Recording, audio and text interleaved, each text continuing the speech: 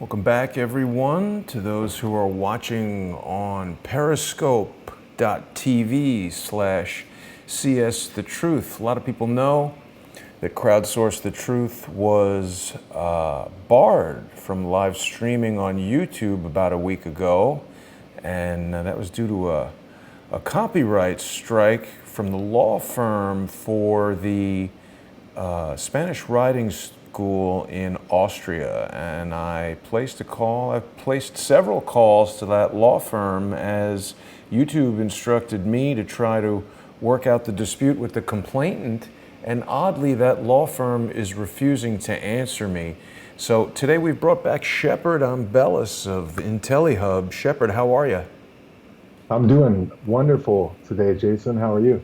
I'm well, delighted to have you with us. I always enjoy having you on. Shepard, of course, is in an undisclosed location where the internet is maybe not as robust as we might like, but we're happy to have you, even in voice only, Shepard. You're in, well, I guess I'm about to disclose the location. Most people know you're in Las Vegas right now, right? Absolutely. And you were there, I know you were there for the, was it a protest against what? The police, the FIT report? What was the protest earlier this week about? I stopped by there. I didn't protest or anything. I just kind of checked it out. And, there was some protesters out there basically protesting the LVMPD, the local Metro Police Department over here, how they're not disclosing, anything, and how they've basically lied every step of the way, and how they're not holding press conferences. And there was, I don't know, probably 20, 25 people there. I don't know, throughout the day, probably more showed up. I went real early on.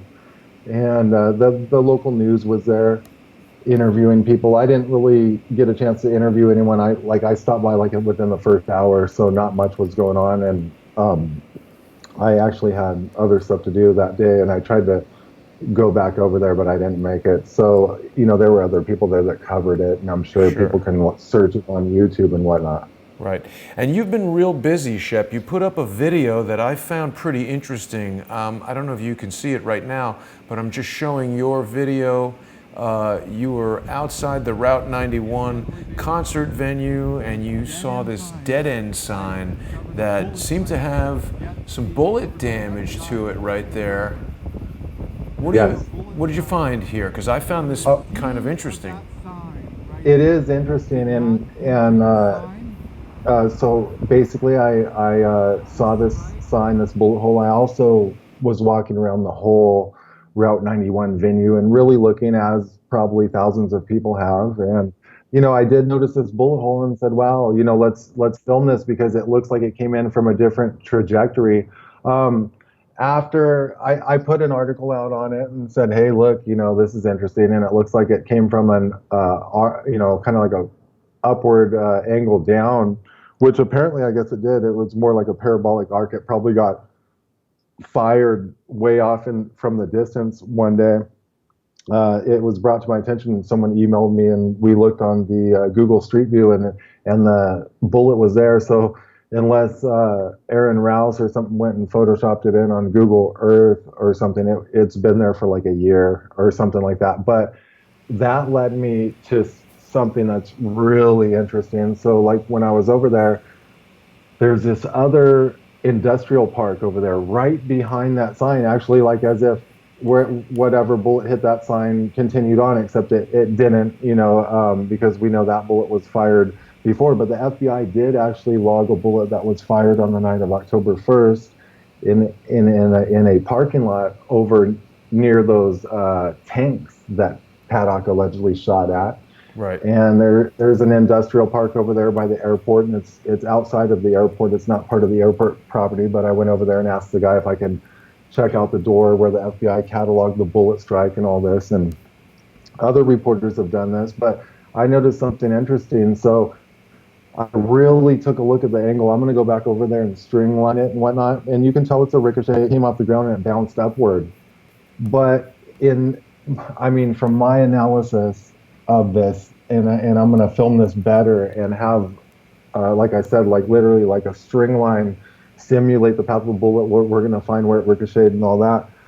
And I know other people have tried this, but I think they were missing something. This bullet absolutely did not come from like a very from an angle of the Mandalay Bay. Now it came down and hit the pavement and then ricocheted back up.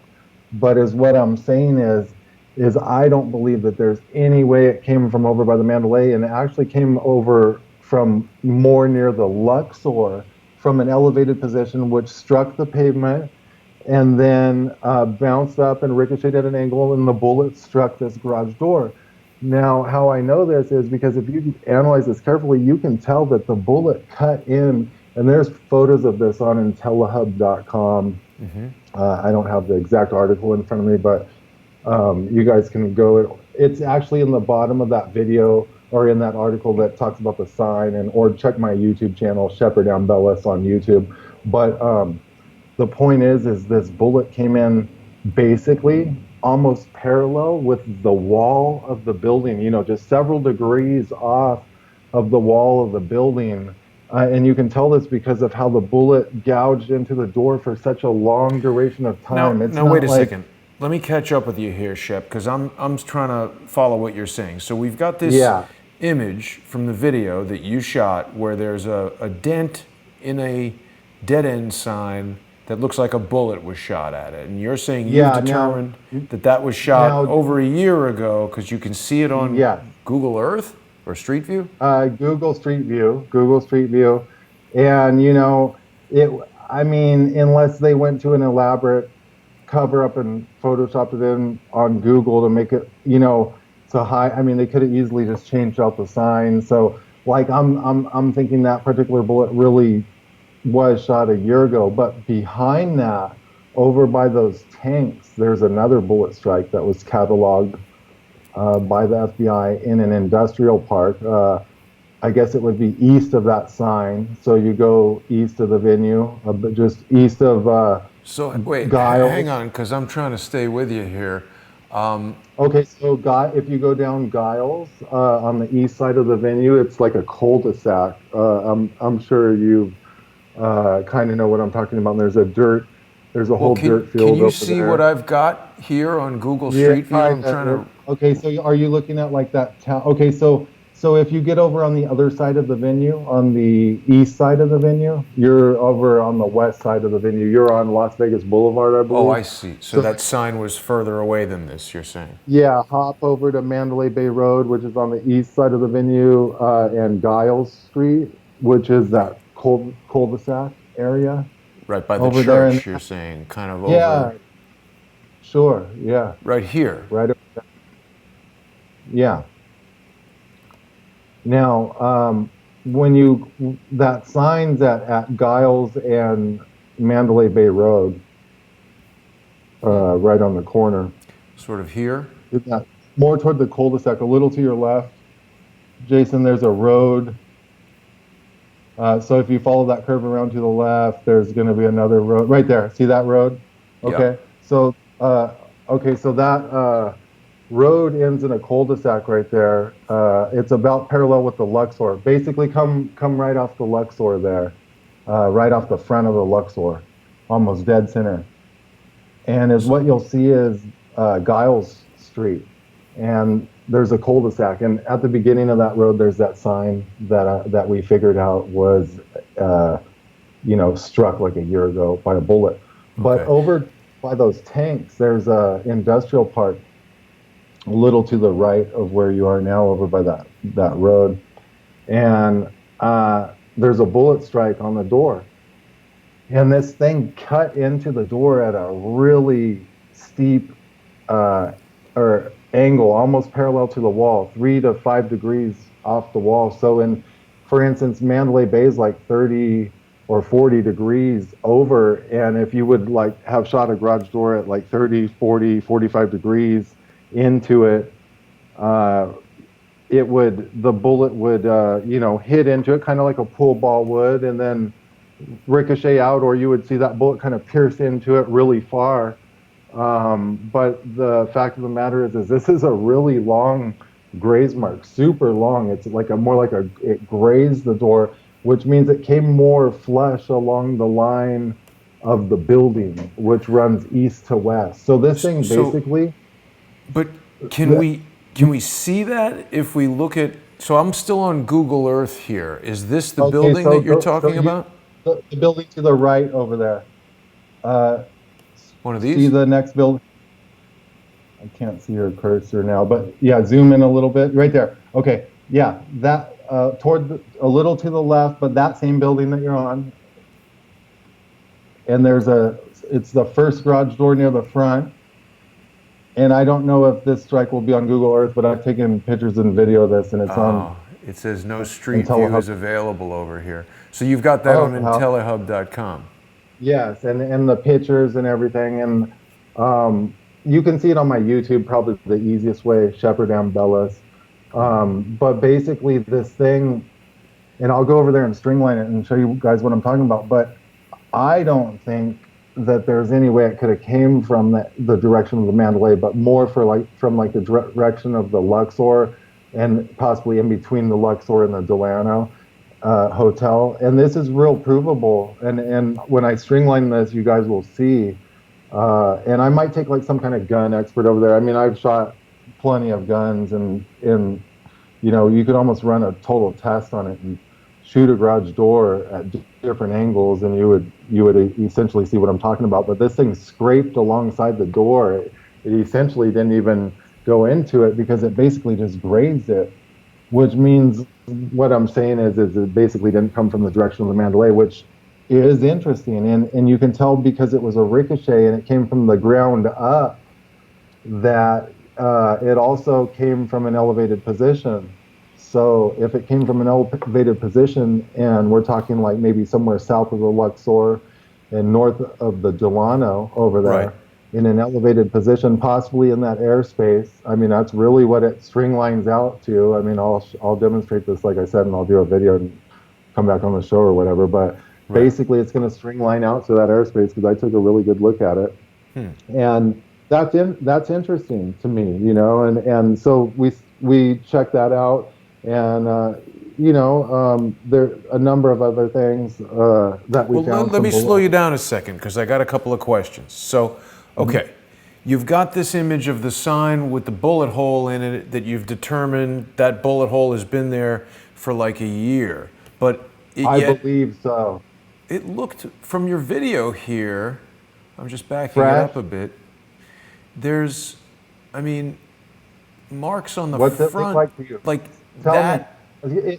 It's weird, huh? Because, I mean, I mean, who knows if Aaron Rouse got a hold of Google and said, Photoshop that in, add, I mean, who knows? I mean, Well, what I'm that getting would at be is like, how do you know when the video went up on, or when the image went up on Google Earth? oh, okay. At the bottom of the Google Earth Street View, it said like January 2017 or something like that. So, And who was shooting that's in the the middle of thing, Las though. Vegas into this sign that we never heard about that? When was a bullet No, I discharged know, into I this know sign? that's the thing. So I don't know if it's definitive. So like we need to check into this more. Like, you know what I mean? Like but I don't want to sound like a conspiracy theorist either. And just, you can see the bullet strike on Google Street View, but it does strike me as weird. Something struck me as weird about it. It looked fresher. It looked different, and it was coming from above. And that's interesting to me. It looked like it was coming from above. And maybe some more people can go check this out, or maybe someone will find some news article that I mean, how strange. Right. I But want to find that sign here on Google Street View and take a look at it there. okay, so Well, we'll do turn that to your right, offline. right there.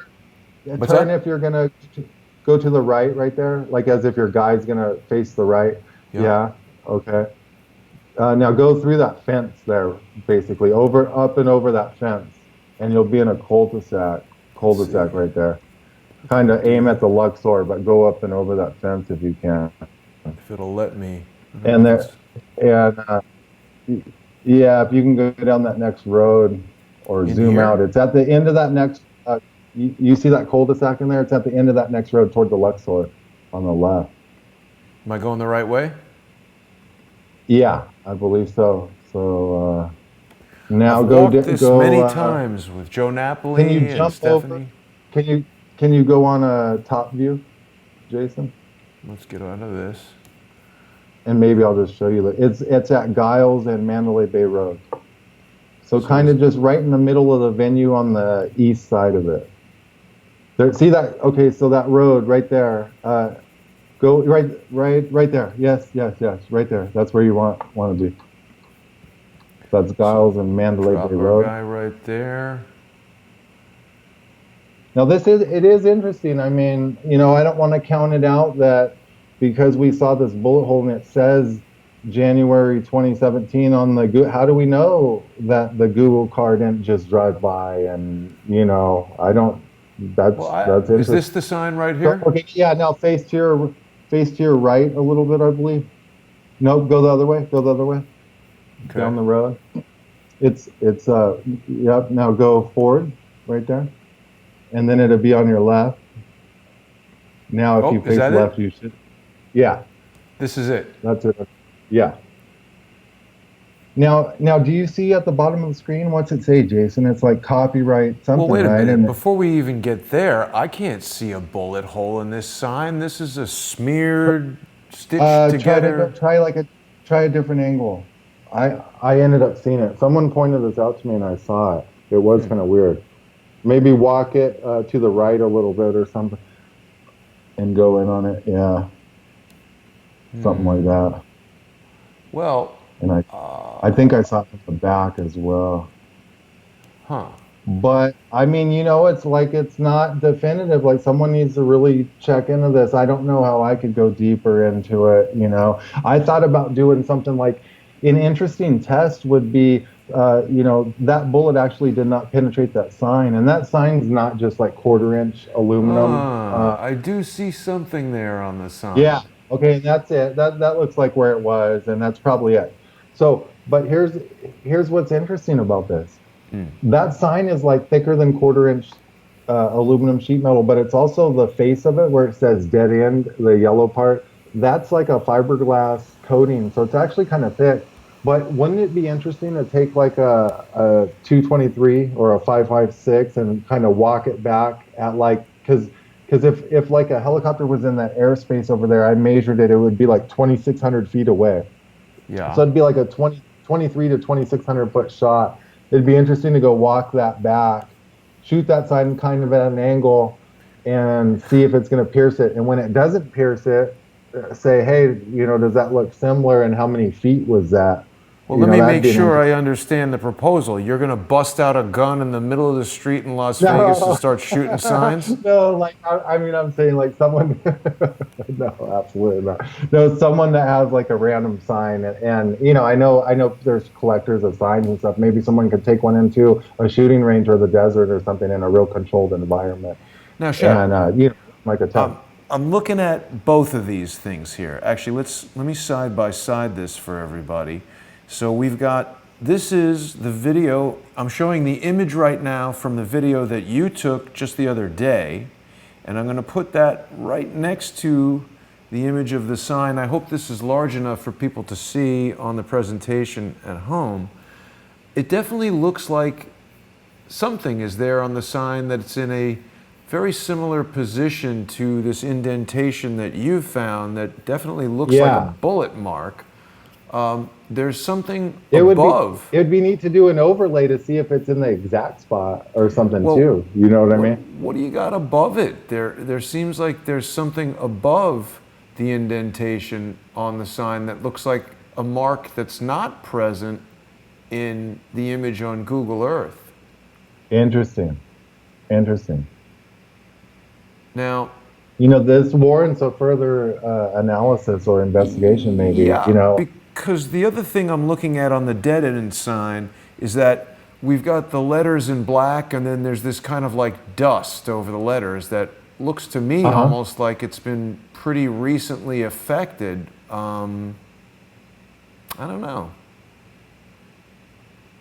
And I when would have have, some good pictures of that in video, so like maybe I'll post some pictures of the sign, what it looks like now, and maybe we can, kind of really go in and look at this thing from this Google perspective and see if there's any, if we can come Right. across any. And I doubt if people can see this, but when I look at this, it says 2018 Google. I don't know that it's necessarily telling me when this image was taken. Probably Oh, really? So, yeah, well, that's somebody interesting. somebody who knows more about Google Street View than me can probably determine when that image was taken. But I mean, is there anything else in this photograph that, as far as how the venue is set up, maybe some of the ads around town that are visible, maybe this would tell us the time frame? Like, I notice here on the Tropicana, they've got this guy, I forget his name, but he's Oh, that's advertising the a pub. good idea. Yeah, So I good don't know. idea. I don't Maybe we know. can really dig into this some more and reference it.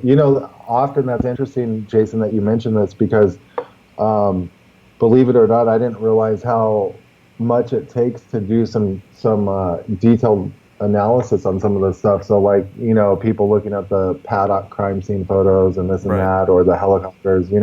It's weird how much you can just look over and how if you stare at something long enough, how much more you'll see. It's very interesting. Yeah. Yeah. And I mean, Shep, you've been doing tremendous work on Intellihub.com. People who aren't checking out Intellihub Daily for news might want to consider bookmarking that. They can also follow Intellihub on Twitter. It's at Intellihub News. And of course, separately, you can follow Shepard on Twitter.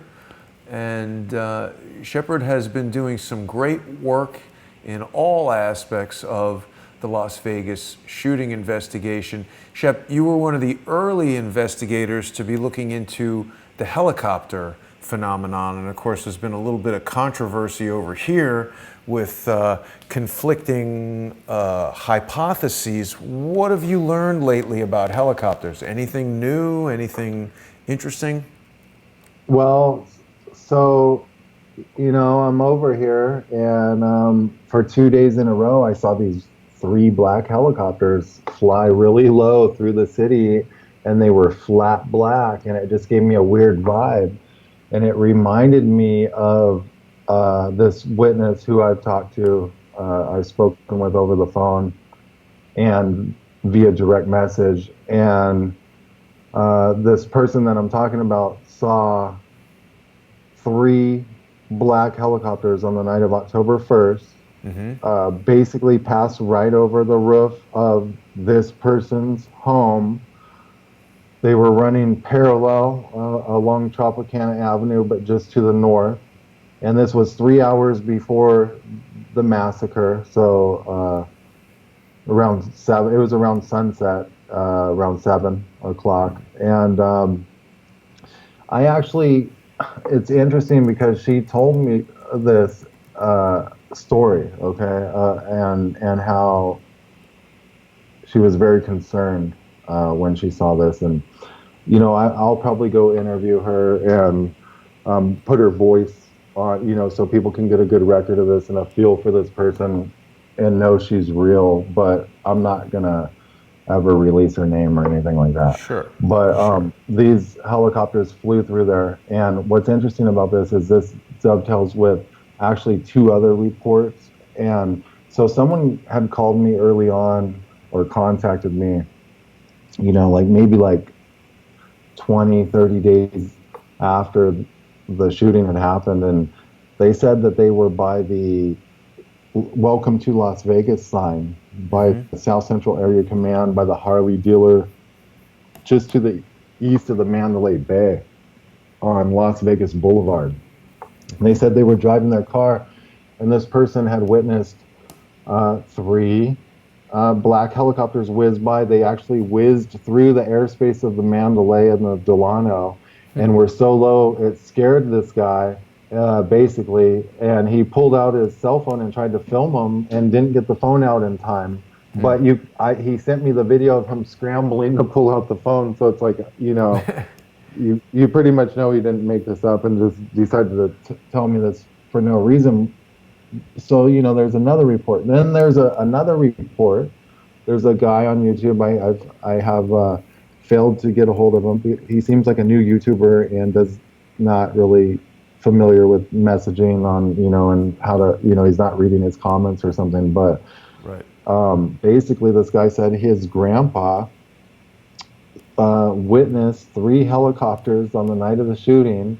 But the way he described it was they were several miles, possibly several miles away from the venue. But it makes me wonder if he knew what he was talking about, or if they were several miles away from the venue, like when the other casinos were getting shot up type time frame. And he said they were taking 3, different positions in the sky, firing off, and it looked basically like a movie, like the way this guy described, like how his grandpa said it looked like a movie, and they Wow. were taking different positions in the sky, and they were firing off blanks. And so this is the trippy part. So I haven't Why been able to talk blanks? to this How does the guy. guy know they were firing Well, blanks? that's the thing. So either the guy's an older guy and he's a grandpa, and either his mind's not going to let him believe these helicopters are actually firing and they're filming a movie, and that's that, or he's an expert at blanks firing out of helicopters and he just knows. So so it's he's probably like, no one's going to really think it goes back to this thing that other people have mentioned before, and just these things are real hard to see, real hard to comprehend. So you see helicopters flying through Vegas shooting, I mean, you're going to kind of think it's like a movie set if that hasn't been reported Right. or something. So and have I talked to this guy? No, but man, it seems realistic. And this guy, what his channel's not even about Vegas, and it's like he just brought it up, he wasn't trying to get views. And I have to believe it's like and I just hope I can get in contact with this guy, because it would be truly amazing to go interview his grandpa. Yeah, that would be. And if that's the case, I mean, if there's these 3, but so anyway, so I'm here, and so for 2 days in a row, I see these 3 helicopters. They're flying low. I got pictures of them. One article you can find on Intellihub.com. Somewhere on the front page it says HMLA 269 gun runners attack helicopter squadron personnel vehicle found in parking lot near Mandalay Bay. 3 black attack helicopters spotted overflying Route 91 venue. So this is weird. So I'm walking around after I see these black helicopters. This was around 9 o'clock the second day that I saw them. And I want to try to find out where they're deriving from. And now I have a better idea. And I'm 9 working o'clock on the second day you were there on this trip, you mean? the second day that I saw the helicopters. It might have been like the 3rd or 4th day I was here, but I saw these helicopters 2 days in a row. The first day I believe it was around 11 a.m. and the second day I believe it was at 8:56 a.m. Okay. So now, can you see the to, image I'm showing right now from Intellihub.com? Yeah. Okay. So this is a picture so, you took just the other day, right? Yeah. Yes, there was 3 of these, but I zoomed in on that one just to try and get a better image, and I've identified it. And it's some type of variant of this UH-1 in some type of variant Huey aircraft. And it just looked scary. I mean, they were all flat black, and they were kind of flying low. But here's the thing. So I whip out my flight radar app. It's literally on my cell phone. People are like, Nice. "Oh, how'd you do it?" I pulled out my cell phone and pushed the button like that quick. Now, Right. what I was already playing around with my app, but the thing is like at that time there were tour helicopters kind of around, and I could see them, and after this, and for the next 10 minutes, I looked at this thing. So I screenshotted my app. The thing is, these helicopters were not transponding. Right. These Not were on. absolutely not transponding, and Not at it all blew on my flight radar. mind. But every other helicopter was okay, Wait, and every Shep, tour helicopter was Shep, hang on. accounted for. The other thing I want to add is that I don't know if you can see this, but what I'm showing people right now is an image of the EC-130, the Airbus helicopters that are utilized by, well, certainly Maverick, which is the largest operator in the area, And I want to reiterate that we currently have no evidence that Maverick was involved in anything that night. We're just examining the helicopters they use because they operate helicopters in Las Vegas. And I want to point out to people that there are several obvious differences between the helicopter that you photographed and this EC-130 helicopter. The most notable being that the EC-130 utilizes an enclosed tail rotor that is a more sophisticated design that's intended to make the operation of the helicopter more, quiet. And we can see in the image of the helicopter that you've photographed, this is a more standard traditional tail rotor that's exposed. I don't know if people can see the mouse there, but I'm pointing at the tail rotor here. And so this is quite clearly not a Maverick helicopter. This is this is a Huey helicopter, and I don't know if those would be, whoops, we just lost the image. I don't know if those Hueys would be utilized by any tour company in the area. What kind of helicopters does Sundance use, Shep? I believe EC-130s, and so do a lot of them, or Right. something very similar, maybe like an Airbus variant or something like that. So you see none of these. I mean, from what I can see, and I'm trying to track these back, but the bottom line is they sound military. It almost sounds like Yeah. Apocalypse Now, like, and they sound Well, the real no ballsy. transponder would seem like a military thing as well, because they don't Yeah. necessarily need to, comply with FAA regulations. The FAA regulates civilian air stuff, right? The military can kind of do Yeah. whatever they need to do. Yeah, so I'm working on, actually finding where these things are coming and going to and see if there's any correlation. I'm not saying there is or not, but now this is where it gets weird. So like an hour later, I'm parked across the street from the Mandalay Bay in this dirt parking lot. And there's these there's these stickers on this car that says gun runners. Right. And it says HMLA 269. And then there's another sticker that says MATSG-21, Marine Aviation, and another one that says HMLA 167. And there's a sticker that shows two black helicopters that are like have guns mounted to them, door gunners, and it says "Have guns, will travel." And then there's a gun runners logo. And I'm like, no way, that's just crazy. People have talked about Paddock being a gun runner and this and that and this and that. But I go and I look this up, and it turns out, I mean, this is just like the weirdest thing ever, and it could just be sheer coincidence, but I mean, how weird. It turns out it's this military unit, and these are these attack helicopter squadrons, and they're called the HMLA 269 gun runners, and they're out of North Carolina, and they're also the 167. And So what do we think the significance of that is? I have no idea, and it just could be random, or it could be like, wow, here's the thing though, these gun runner this squadron out of North Carolina, this where I've traced these images back to, and this guy that says "Have guns, will travel," and there's two black helicopters in the sticker, and it says gun runners. The helicopters that this squadron uses are the helicopters that were flying overhead, those UH-1 Hueys, literally. Wow. And that just could this be coincidence? What's this guy doing parked in this park? I mean, is that just strange? I decided to put it into an article just in case someone comes across some more information or something. But I mean, and it could be nothing at all, but how weird. No, exactly. I like that you're bringing it up, because this is just, you're not forming any conclusion from this. You're just saying you've observed this, putting it out there.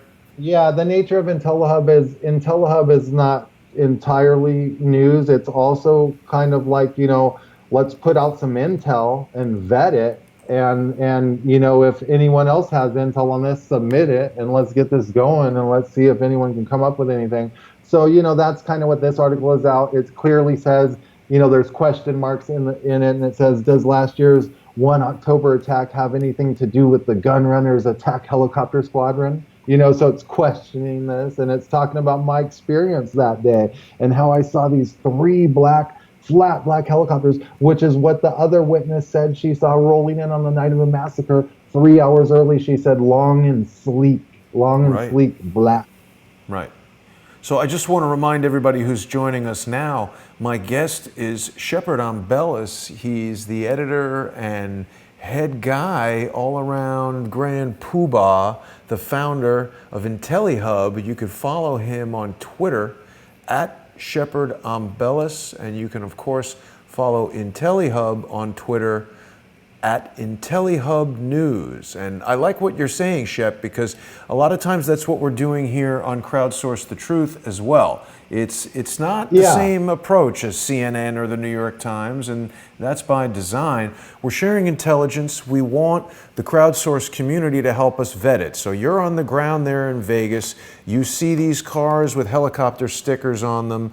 You're just making observations and posting the intelligence, and hopeful that someone around town has said, well, I got a car over here with the same stickers, and wow, this guy's doing this and that, or so like this would be interesting. I mean, maybe something come out of it, maybe something won't. If at all, it's just an interesting radio show, I guess, to talk about it. I mean, how weird, how bizarre. Well, I'm curious what type of aircraft Sundance Helicopters uses, and of course they do Grand Canyon tours. I believe they're like I believe it's like they're all similar to those EC-130s. They're definitely not this Huey type aircraft. Right. Well, and here is an ad for Sundance. Well, this is their webpage basically, and we see this same kind of enclosed tail rotor design. The fuselage looks maybe a little different. They're similar. Hard to tell. Might be the same. I think we could probably find out. But yeah, definitely not a Huey. It's the same kind of enclosed tail rotor. And I think all of these tour companies in Las Vegas are generally high-end and sophisticated helicopters and top-of-the-line equipment. They want the most comfortable and quiet ride for their customers when they're inside. They're certainly not using anything other than the most comfortable helicopters with air conditioning and all that kind of thing. So that definitely looks different than the Huey that you photographed. So interestingly enough, that very unit, those gun runners, it's an attack helicopter unit, and they use door gunner technology with these basically like these big saw, or mini-me guns.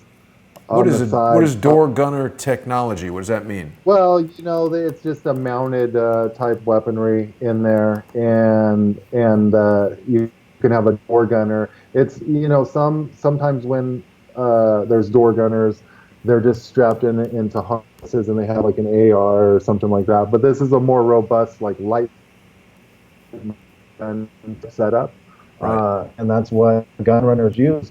And it's interesting because if you look at the footage of the helicopters flying around by the Mandalay Bay, like in the Archangel Studios first shots video, and you go in a 6 minutes and 45 seconds to 7 minutes and 15 seconds into that video, you see what appears to look like these helicopters firing in it, and if you look at how they're moving and stuff, it kind of appears like they could be door gunners, if that's what that is. If they're really firing, it looks like they're kind of firing side or something. So it's just interesting, and maybe more come out of it. I'm working on finding exactly where these helicopters are coming from, and we're gonna interview some people who saw helicopters, people who heard helicopters.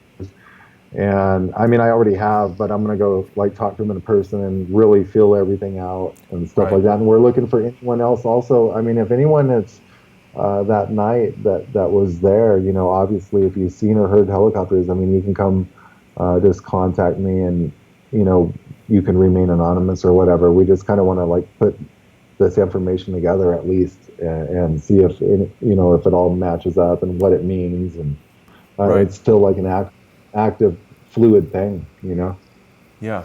So it looks like the comments on Periscope are trying to get my attention to post a link. Anything that anybody wants to share with me, you can email to truth@crowdsourcethetruth.org. Shepard, what's the best way for people to get in touch with you?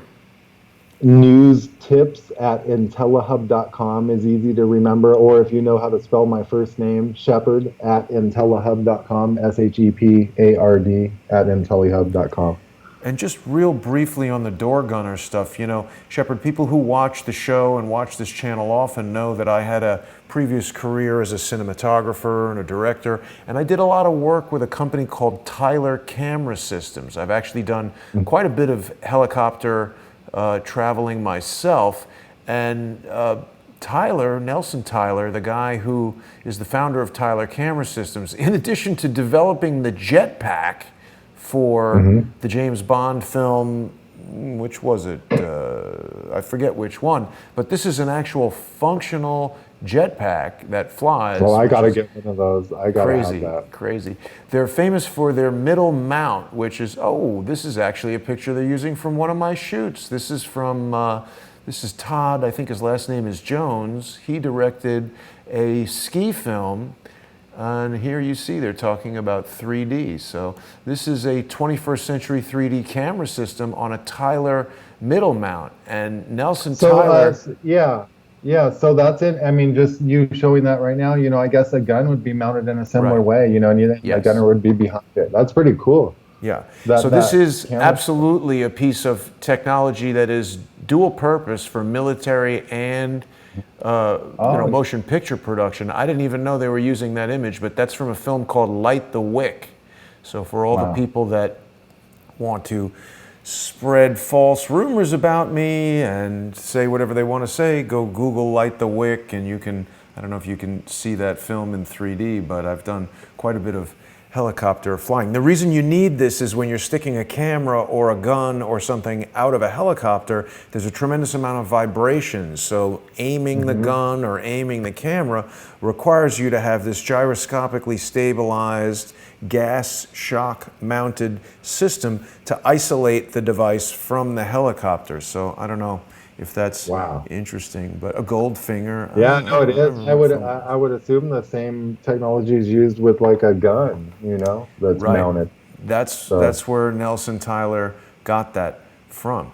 So what else have you been uncovering there in Vegas, Shep? Any more interesting information to hit us with? You've also been digging into stuff that's going on inside the hotel room, right? You had some articles on Intellihub with this amazing 3D animation recreation of the room. This was done by, what's the guy's name who did the 3D model of the room? Is that CDFX Cornwall or something of that? Like I don't have HDR FX? Yeah, HDR CFX Cornwall. He's done an amazing job of recreating Paddock's room in a 3D geometric model that allows us to really travel around the room and evaluate various things. Fill us in for people who haven't seen videos from HDR CFX Cornwall, who is on YouTube. What did this simulation reveal to us about the lies of the Las Vegas Metro PD? So someone recommended me to watch this video, and I checked it out. And it's very interesting because basically this guy's like a total graphics expert, and he uses all these different programs and ways to render 3D graphics. And one in particular that he's using is really advanced and sophisticated, and it's used for graphic imagery and film and all this stuff. And so, by modeling the room and the size of objects and using things as references and all the guns, he's modeled everything in the room that's supposedly 32-135, supposedly Paddock's room. However, he noticed that he could never get the stuff in the background to match up right. That out the window, when you look out the window, there was another hotel or structure and other structures that just wouldn't match up. Wow. So all of a sudden he checked his work like 500 times over basically, and came to the realization that all he had to do to make it match up was move the 3D model of Paddock's room up about 30 meters, up about 10 floors to the 61st floor, which is actually where Paddock rented a room as well, and that's Right. shown on a Laura receipt. Loomer had And that parking receipt from yeah, his yeah, she girlfriend, had the parking Mary receipt, Lou but Danley. Laura Loomer overlooked that, and I brought that to her attention, and then she said, "But the Mandalay doesn't have a 61st floor," and I said, "Oh, but yeah, actually it does. It's a really weird numbering system, Well, because when how you it get to works." the Four Seasons, which is right above the Mandalay Bay, that's where they switch it to 61, right? Yeah, so it was interesting. She had this receipt, and then someone sent it to me, and they were looking at it real close, and I zoomed in on it and like kind of cleaned it up as much as I could, I was like, wow,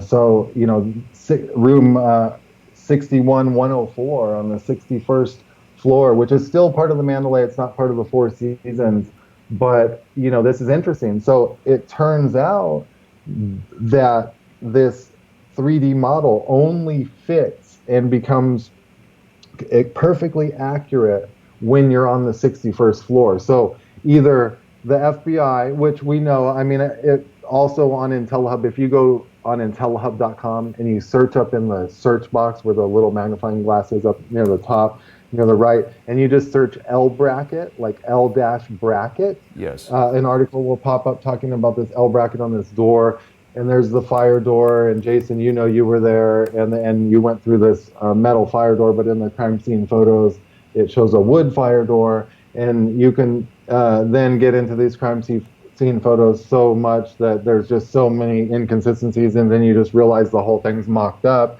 and you're Right. like, wow. Well, let So me ask you either they this. did this, I saw a video, I think, by UK UFO Hunter, or the name is something like that. We've heard other people mention okay. that YouTuber, but I thought they went there and realized that the door was in fact as represented here. Is that not the case? I've called down there and talked to maintenance, and they're all metal. I've looked at all the code. I'm a contractor, and I've never seen anything like that in my life.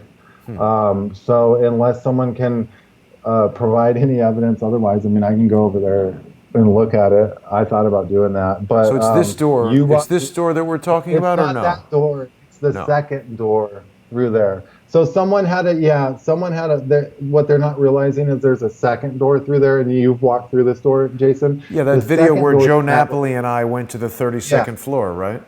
Yeah, so that's really proven, and I can go in there and really prove this. But basically, and I called maintenance down there, and they told me, and they said, "Yeah, you're right." And then they got the phone ripped out of their hand by the FBI, literally while they were on the line with me. It was Really? like mind blowing. Yeah, they literally. I'm like, "Dude, this is Shepard with Intellihub. I'm telling you, your fire doors are metal, right?" And they're like, "Yeah, every fire door is metal." And I'm like, "Dude," because they're like lying. And I got this recorded. I'm not gonna play it. I don't want to really get involved with all this stuff with Mandalay or anything. But Well, like, here's Joe Napoli and I going through that door just as we speak. yeah, you can tell right there even by looking at it. I'm a contractor. I know I can tell by looking at the door. It's a metal door, and so the actual secondary door, not that first one, but the secondary one's a metal door, and it's a 3-hour fire rated door, and it has to be per building code. So And not there's this no way. door. Joe is seen Right. opening the door right there, Yeah, it's the next door. and then we And you go actually caught through. it on video. Oh, the secondary door. But wait a minute. Yeah, and that's definitely a metal door, and everyone knows it. And I got it on all sorts of videos. I mean, I got them admitting it, and I can go down there and show it. It has Wow. to be, or else I could make one call right now to the fire marshal, and I could shut Mandalay Bay down right now, instantly evacuate every guest because they don't have fire-rated doors Come in on. their There's no stairwells because way it's they've spent billions on that hotel and they don't have a Yep. fire rated So door? it's a metal door. So they mocked up the crime scene. So the question is, when did they mock up this crime scene? They did have, Paddock did rent that. It looks like he rented it on October 1st. It really does. It's a little bit blurry. I wish someone would have got a clearer picture of that. It really looks like the first. It's not totally provable. It's a little blurry. If he rented on the first, maybe they were up there mocking it up. I don't know. Very, very strange that this guy's 3D model fits up on the 61st floor of all things. It fits up on the 61st floor, and then you got a receipt that Laura Loomer obtained where it literally has this in it. And I don't know what to think about it. Once again, I just know that the crime scene is staged. Look, There's no way around it. If you have a door that they're showing in their fit report that has wood on it, and they have some wood screws screwed into some fake latch that you could just kick open, like any jackass would kick that. If Paddock did that, he's just basically the ultimate jackass. It would almost be as stupid as trying to shoot the gas tanks or whatever. I mean, I don't think you're going to get a to put lot this of little argument that Paddock is a jackass. well, yeah. So there's I a lot mean, of comments going back and forth here about these questions about the door. I mean, again, I don't want to drill into that right now. You're saying that it was a staged photograph, and I think there's other evidence there that leads us to believe that the tape roll was moving from one image to another. There was a roll of tape on a platform, and we've seen also in Ramsey Dennison's film. It seems like the Las Vegas Metro PD is not at all strangers to staging crime scenes, taking guns out of dead suspects' pockets and putting them on the ground at a crime scene where it wasn't. That was in the case of a guy they shot in I think a Costco parking lot. So the notion that they would stage a crime scene is not that outrageous. Well, here's the thing. They said that they fired 3 rounds, a 3-round burst by accident. And after kind of dodging around all that for a long time, they finally came out and said they fired 3-round bursts by accident. The LVMPD, when they entered the room or whatever, and it hit the nightstand or something and all this. But here's the thing. There's a video that exists, and you know this, I'm sure, Jason and other people. There's a video where they're at the bus stop. Right. And they're at the bus stop, and there's 2 final shots, okay? Here's the thing. Paddock, his revolver deal that he supposedly shot himself with, his hammerless revolver, this thing only had 1 round missing in it. But there's 2 final shots. But those 2 final shots weren't fired by SWAT because SWAT fired a 3-round burst. So, it basically looks like someone went in there and fired some rounds into either an already dead body or some kind of patsy. And then we got, of course, like the earlobes separating and other weird stuff that's just anomalies, and people can argue it any way they want, but the autopsies aren't notarized. The time of death the next day. Here's one for you. People say it's normal that they write the autopsy whenever anyone died.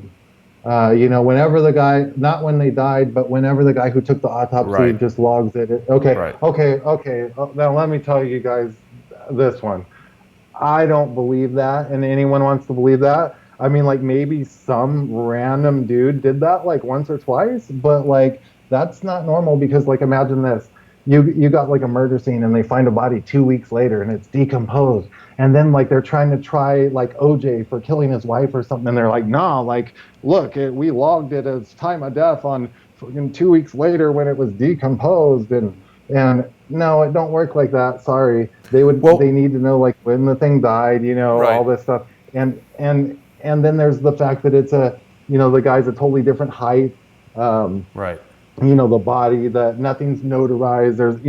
So there's just, it's almost like it's absolutely insane, and they've made up all this data to hide something really interesting, which seems to be almost like the ballistics, because you don't really see much ballistics. I mean, wouldn't there be like really detailed like ballistics reports on something like this? I don't know, but all I know. We've got the autopsy reports out to Dr. Rudd, who is a forensic pathologist and an MD. He was the Lake County, Illinois coroner, and he's been a guest on the show a couple times. He's looking into them, and he did mention that it was quite a lot of material to go through, so he's going to take however much time he needs, but we're looking forward to hearing a response from him when he's done with that. Shepard, we're getting pretty close to the end here, but I just wanted to ask you about this image. Can you see this that I've got on screen with the blue hose there? What the hell is up with the blue hose, Shepard? Well, that blue hose, what many people don't understand is that's what's called Smurf tubing. It's an electrical non-metallic conduit. It's typically used to run underground in concrete pours, in slabs, in concrete slabs when they're pouring. Before they pour, you set this in it, or in concrete walls. And you can also use it as chases in walls to get wires through and stuff later. It's called Smurf tubing. But you know, Smurf that doesn't tubing mean because it's anything. blue, Yeah. like And Papa so, well, Smurf. yeah, yeah, exactly. And it's just kind of like a slang name for what it's called, but it's really an electrical non-metallic conduit. It's a flexible non-metallic conduit. And so there could either be wires in there, but we know there's not, because it looks like there's a breather apparatus attached to the end. So basically they took this Smurf tube and they just kind of rigged up some kind of weird breather apparatus to one end. Makes you wonder, like, did they have a body on ice in that tub or something, some patsy, or like, Why you know, would that why need did a someone need this breather? breather? Why would a Now, body in a tub need a breather? now, one thing is like, I'll tell you this right now, to anyone that knows anything about firing guns, if you ripped off 1,200 rounds in that room, I've been shot at in a room before, in a small room, What the hell was that and about? so I got shot at in a small room by accident once. One of my friends almost killed me because he like picked up a gun that was loaded and just Wow. like pulled the trigger. Uh-huh. So what happened was, it was so loud it almost like blew out my eardrums in a probably like a 12 by 12 room. And to top it off, there was an extremely lot of gun smoke in the room with only 140 caliber round Huh. that went off. And so if you fire, I mean, I promise, if you fire 1,200 rounds of 223 or 5.56 in a contained room like that, you might be almost dead at that point from all the gas and smoke. You definitely wouldn't be able to see, and you'd be choking, and all that smoke would have been billowing out of those windows. It would have just looked like Cheech and Chong were in there just ripping like 10-foot bong rips the whole time. And you would have seen flashes everywhere. You'd be almost blind. You know, I don't, you would, they said he had wadded paper in his ears. Hello. I don't know who, I mean, I've shot a lot of guns and stuff. So like, go try and shoot an AR in a room with like a little bit of wadded up paper in your ears, and let me know how that works out for you after about 1,200 Yeah, I mean, rounds. the guy's got money. He's got 23 guns. Why wouldn't he buy proper earplugs, proper, you know, respirator apparatus? What is this thing? What is this all about? This weird So the tube? only thing, yeah. So the only thing I can think of is like, you know, they knew it was gonna get. But why wouldn't you just wear a gas mask or something, or an Yeah. oxygen tank? So that's weird, and it almost seems like, gosh, could they have had that on some body, keeping it alive, or medicated, or like? Why would you use that to keep a body alive? And if you had a patsy that you were going to kill, why would you care about keeping him alive? I mean, this makes no sense Maybe it to was me. a comatose body, so that the time of death would be more consistent, or something. A car guy in a car They wreck. don't seem too concerned with too many other details, so I don't know. I know, you're right. I mean, you know, just wargaming it, it's the weirdest thing ever. This is How a isn't that? mystery. If I had to guess, if we're going to go with the Well, okay, hypothesis there you that go. It can this be scene was counterintelligence. staged, I would It could say just be that, counterintelligence. right, this is put It's there just so that, staged to throw everyone off. I mean, it makes right, no sense. I mean, you right. know what I mean? So that Like, people like you and I spend hours on live streams on YouTube talking about yeah. this weird So hose. now we found out. Okay, there, it's staged. It means nothing.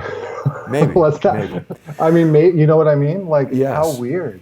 But Yeah. it is weird. That's intriguing. It's intriguing. But knowing that, like, the door, you know, leads me to believe that, you know, they staged this, they filmed it somewhere else. If they're staging the door up, you know, Right. well, what else are they staging up? You know, and there's like people, like, according to Joe's done some really good videos, and he gets real into the room and whatnot, and has found quite a bit of stuff. I mean, Yeah. there's What's a lot of happening stuff with going on. According to Joe? He was knocked off of YouTube, as I understand. A lot of people were, apparently, it's like people talking about like crisis actors, or even just false flags, or something like that. So apparently you can't have any kind of opinion on YouTube anymore. I guess if you mention crisis actor, or like, I mean, if you literally called like that top CNN gun spokesman that's going around right now, the David Hogg guy, like if you're like, he's a crisis actor, your whole channel will just instantly go down. You may have basically. just done that to me, so Oh hopefully God! that doesn't They happen. just shut you off. Yeah, I'm looking at According to Joe right now, no videos. So I guess, yeah, he's maybe been hit by this YouTube purge that we have been hearing about. I just want to remind everybody that my guest tonight has been Shepard Ambellas. You can follow Shepard on Twitter. Just check him out here at Shepard Ambellas.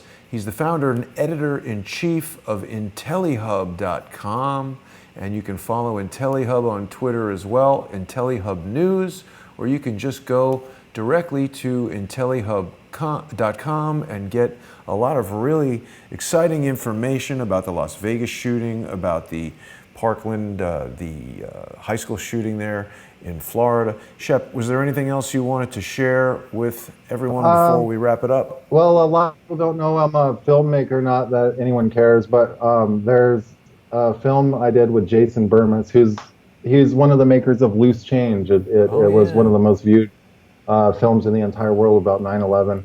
And so I made Shade the motion picture with Jason Burmis, and it's quite the project. It took over 2 years of blood, sweat, and tears. It's the real deal. You can just YouTube it, Shade the motion picture. It's on the Unbound Productions channel. Watch it for free in a lower quality. And I'm not going to reprint any DVDs right now or anything. Now, so what is this about, Shade the motion picture? Okay, so this movie will blow your mind. I'm not just saying that. It is mind-blowing. It's done in cinema verite, which means there's no narration. There's 20 or 30 of the top personalities in the world in kind of like in the movement of the time back when I made this in 2012, 2013. And basically, we went to Bilderberg in 2012, and it was a turning point where we forced the mainstream media to cover the fact that the Bilderberg Group existed, because before that it was just a conspiracy. And but through that, this whole thing gets into chemtrails, what they're doing, how they're poisoning us. It's an whole overarching film that covers the whole overarching, essentially, New World Order agenda. As weird as that sounds, it kind of gives you the whole overarching vibe in a way that you've never ever been seeing this information presented in a way, and there's so much knowledge wrapped up into this film. That's Jordan Maxwell right there. He's legendary. I've sat down and talked with him face to face. Absolutely mind-blowing, the kind of information that he downloaded to myself and Jason Burmis when we were making this film. I flew out to Hollywood, interviewed Skull. He's basically a reggae artist, and he's a chemtrail activist as well. And we got into, basically we proved that chemtrails have all these toxins in them, and they're in people's bloodstreams, and we have all the blood results in there, and how the globalist elite are poisoning us, and how there's public law that allows them to do it, and they allows them to experiment on the populace, and there's nothing we can do about it, and they just treat us like total trash, and they call us the useless feeders. We're just the useless feeders. We mean nothing to them. And so you can see it. I'm in the film. Jason Burmis, Alex Jones, all the top people. There's all custom music soundtrack by Chronic Vibe, myself. The whole thing is a masterpiece, literally. I'm not just saying that. I mean, there was some work put into this thing, and it's absolutely, you can see it for free in lower quality. I have probably 6 copies left in existence, and Jason Burmis probably has 6 copies or something like that, and we're probably not going to reprint it. So why not? It seems like a great film. I didn't know about it until right now. It's a great film, and it's one of the most censored films in the world, and it's been seen by millions and millions of people. And it should have been seen by hundreds and hundreds of millions of people. But it's for everyone to check out for free on YouTube. Shade the motion picture.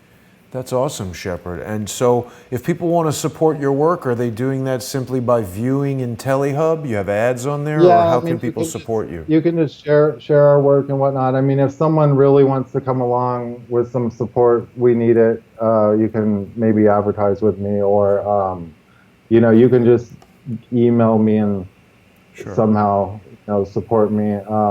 Intellihub.com. It would be nice if some millionaire would come along and just, drop a big fat sack of cashola on it, because, I mean, really, and it's not even a joke, because, and even for Crowdsource the Truth or whatever, because the thing is people out here doing this, it's few and far between. I mean, I'm sitting here. I've done this for so long, and I'm watching. They've got this dwindled down to there's only a handful, if that, of real people left in the world that are doing the real deal, that aren't operatives or wrapped up. And I mean, when those handful of people and those handful of agencies are gone, it's over.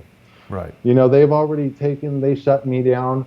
They shut me down, and I mean, my site was so big at one point, but it got shut down, and I had to change the name, and it's just a long story. But basically, they've done everything they can, and we're still in the upper 1% traffic tier. So they're not gonna. I'm never gonna stop or whatever. But the problem is they're shutting everyone down, and now look at these YouTubes, and none of this is funny, and it's not really a game. And I know there's all this infighting and all these YouTube channels, but the bottom line is what sucks about all this is the mainstream media. The entire mainstream media works in perfect concert, in perfect unison with each other the whole entire time. And the whole entire alternative apparatus is basically feuding and fighting the whole entire way. And it's pretty unfortunate. If we could all team up and just, no one has to agree on all the same things, but man, if we could like start getting each other's information out, or working more and more with each other, or doing this, and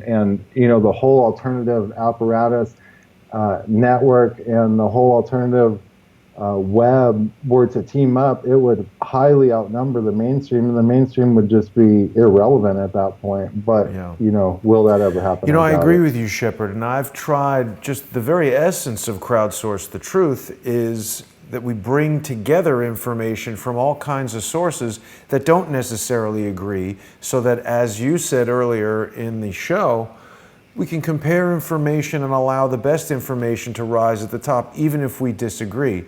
Very recently, I tried to do that, and it exploded in my face, and now is being misrepresented. So the gotcha here. Let me just finish this. The gotcha here is that, sure, we all want to work together, but it also creates this tremendous opportunity for those that want to infiltrate this, truth community, whatever you'd like to call it. They can just say, well, we should all get along, and then they come in and they can share false information or deliberately try to discredit people and do all kinds of nefarious things. The solution of this is just what you and me were talking about earlier. Intellihub, Crowdsource the Truth. What people don't understand, actively wargaming scenarios. Right. You and me should be able to actively wargame a scenario, and say you were on one side and I was on the other. We should actively be able to wargame that and kind of come to some kind of consensus and say, well, maybe it was somewhere in between, but that might get us closer to the truth. So, or simply debate two differing viewpoints without it devolving into a filibustering fight where the person on the other side spreads lies about people and unfounded information. Yeah, so like there's always unknowns in things, and there's nothing wrong with wargaming it or having debates. I mean, and the thing is, if someone wants to contest anything that you're saying or that I'm saying, I'd like them to have and show evidence, not just refer to evidence of Saudi Arabian news articles that we're still waiting to see. I have not seen these so-called evidentiary Saudi Arabian news articles that prove that the prince was or was not in Las Vegas. It's very possible that he was not, and if we saw some evidence that he was not, that would definitely move that argument forward. But just saying there is evidence and not showing it, not very good. The other thing I want to modify from what you said, Shepard, I don't want a millionaire to come along and give me a ton of money. Crowdsource the Truth is staying focused on being a community-sponsored news resource. This is news for the people, by the people, sponsored by the people. So as you said, if someone is there in the Las Vegas area and knows what happened with that sign, how was a bullet shot at the sign a year ago, if someone knows how to determine when the Google Earth imagery was put there or whatever, we encourage those people to contribute, and this is how you and I connected, just through the crowdsource aspect of what we're doing. So if people are watching the show daily, if they enjoy the reporting that we're doing, the guests we're bringing on, like Shepard Ambellas of Intellihub, I hope that people will consider going to patreon.com/crowdsourcethetruth and becoming a monthly sponsor, even for $1, $5, $10 a month. Makes a big difference and keeps the company financially viable so we can keep doing these types of broadcasts. You can also make a one-time sponsorship payment at paypal.me/crowdsourcethetruth. And Shep, I don't know if you get into cryptocurrency, but I've recently added this QR code so that people can just point their cell phone with the Bitcoin wallet right at the video here and sponsor Crowdsource the Truth with cryptocurrency. That's smart. Via Bitcoin. So that's an option there. That's awesome. Thank you very much. I want to thank Shepard Ambellas for joining me. His website is intellihub.com. Shepard, really appreciate your input and all of the research and footwork you're doing on the ground over there. We'll get back together with you pretty soon. I want to thank everybody for watching, and I will see you tomorrow.